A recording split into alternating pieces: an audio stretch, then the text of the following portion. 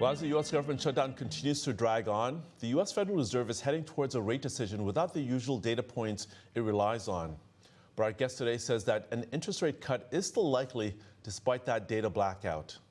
Joining us now to discuss is Eli Nier, U.S. macro strategist with TD Securities. Eli, welcome to the show, your very first appearance on Money Talk Live. Yeah, thanks, Anthony. Thank you for having me. All right, Eli, we didn't get a U.S. jobs report on Friday because of the shutdown. What do you think we would have seen in that data?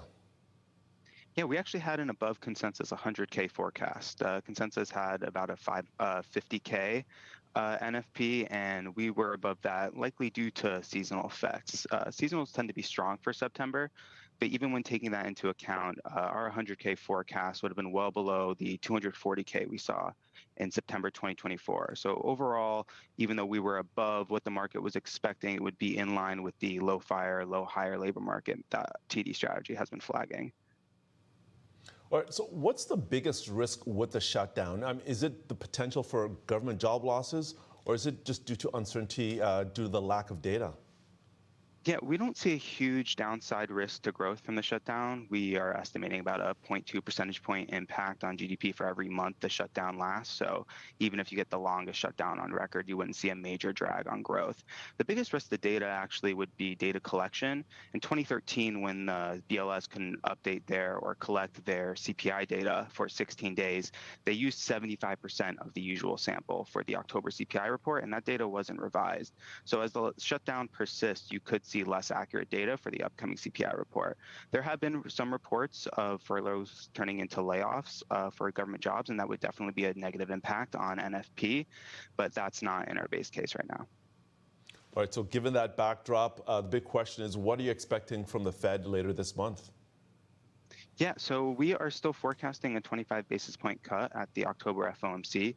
We think a lack of data makes this slightly more likely on the margin. At the September FOMC, the median participant had 3 cuts for the year. So if they just go with their continued expectation without any data, they would likely cut in October.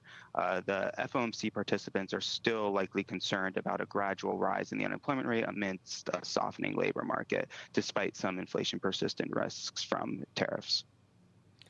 Right. So, given all this uncertainty, what are you thinking about the general state of the U.S. economy? What do you see going forward? Yeah, so we are actually expecting a slowdown towards the end of this year and beginning of next year, mainly a slowdown in consumption as the consumer becomes a bit more cautious due to rising prices from tariffs. We are likely to see a pretty strong report for Q3 based off some of the monthly numbers we've already gotten, but we expect that to taper off a bit. We're not looking for a deterioration, we're looking for more of a slowdown as uncertainty persists.